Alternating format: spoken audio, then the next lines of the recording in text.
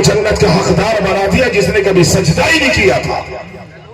آپ نے سنا ہوگا قاہرہ ایک فرات میں ایک عورت رہتی ہے سید, چھوٹے چھوٹے بچے, شوہر کا انتقال ہو گیا, بچے یتیم ہو گئے. سنو غور سے, اب وہ ہجرت کر کے قاہرہ چلی گئی. وہاں جانے کے بعد اس نے کسی سے پوچھا یہاں کوئی ہے جو خالص اللہ کی محبت میں میرے پیسے خرچ کرتا ہوں, کوئی مطلب نہیں, کوئی مقصد نہیں.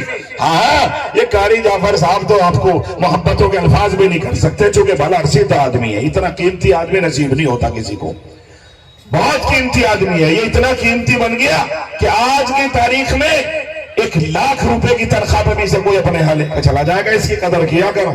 کہاں ہے قاری جعفر صاحب؟ یہاں کو آ کے بیٹھ, تیری بارات چڑھ رہی تو پیچھے مر رہا.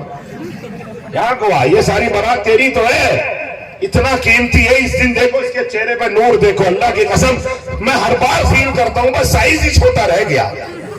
آدمی بہت ہی زیادہ قیمتی ہے. پھر میں اس کا سائز بڑھا دیتا ہوں. میں نے کہا جتنا زمین سے اوپر اتنے نیچے بھی ہے, چونکہ پوری کئی ملکوں میں سفر کر کے آ جاتا ہے صرف آپ کے بچوں کے لیے. قدر کیا کرو. وہ بچوں کو یتیم کو لے کے چلی گئی. کسی سے پوچھا یہاں کوئی مسلمان ہے سخی جو اللہ کے لیے اس کو شوق ہو پیسے خرچ کرنے کا؟ سنو بڈھے کے لوگوں, پیسے خرچ کرنے کا بھی شوق ہوتا ہے. نہیں سمجھے آپ بات؟ بعض میں ہوتے ہیں اللہ کی غضب یوں ہی مر جا, مری جا. ایسے میں نے کتنے دیکھے جن پہ لاکھوں کروڑوں روپے خرچ نہیں کر پاتے وہ. اب اس نے سوچا ہاں جی فلاں صاحب ہیں, ارشد صاحب ہیں, ان کے یہاں جاؤ. اب وہ گئی سخی کے پاس, دروازہ کھٹکھٹایا, کہنے لگی کہاں سے آئی ہو؟ وہی آ گیا اتفاق سے. کہنے لگے جی میں جو ہے ہرات سے آئی ہوں. کیا بات ہے؟ اب جو چھوٹے چھوٹے ننھے معصوم بچے ہیں, یتیم بچے ہیں, ان کے میرے لیے کچھ ٹھکانہ کرو, میرے بچوں کا انتظام کرو, انہیں پڑھانا ہے, شہر میں لے کے آئی ہوں, مہاجر ہوں. کہنے لگا سید ہو؟ کہ ہاں سید ہوں. کہنے لاؤ شجرہ دو. اس نے کہا حضور سجدہ ہوتا تو میں یہاں آتی, سید ہوں, شجرہ وجرہ میرے پاس سند نہیں, سند میرے سے سند.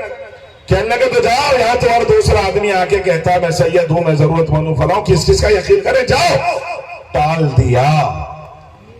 بس غلطی کر بیٹا. اسے تو کہتے ہیں زندگی کا کوئی بھی حصہ آپ کا امتحان بن سکتا ہے.